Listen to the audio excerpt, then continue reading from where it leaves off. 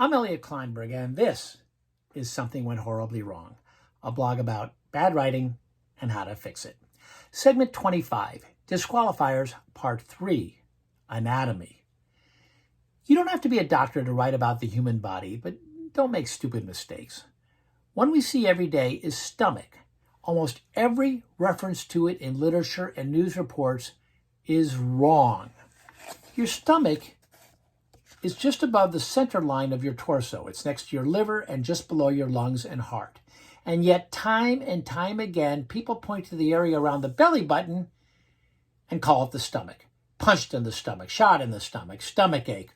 Wrong, wrong, wrong. That area comprises your intestines. Okay, you don't want to say that, but say abdomen or belly or torso. Don't say stomach. Also, why do you say someone was lying on his stomach? Wasn't he lying on his colon, lungs, thorax, heart, chest as well?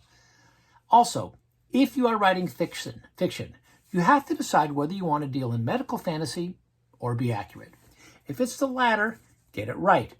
Or, as we've said in the past, it becomes a disqualifier. How many novels and movies showed a man taking a 2x4 to the head or a punch to the chin and going down like a carp, only to come to 15 minutes later rubbing his noggin or his jaw and saying, "What happened?" and then standing and winning a shootout?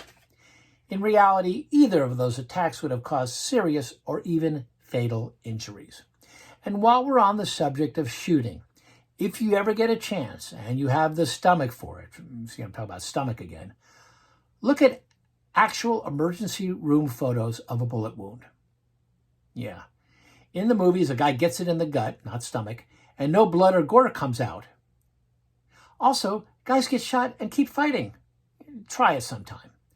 Now, if you're going for farce, fine. If you're trying to be medically accurate, don't insult the reader. Now, some works do the whole thing for farce, so you let it go. None is more famous or infamous than Home Alone. After the movie came out, an organization of emergency room physicians posted a list of the various attacks 8-year-old Kevin inflicted on the two hapless burglars and explained what the medical impact would be in real life.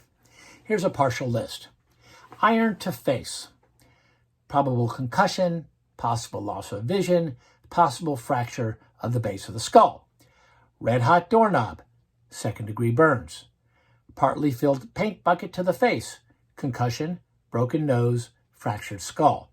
Crowbar to the chest, cracked ribs, potential internal bleeding, and damaged lung. Flamethrower to the head, possibly fatal. Next week, NSFW. I'm Elliot Kleinberg. Visit ekfla.com. That's ekfla.com.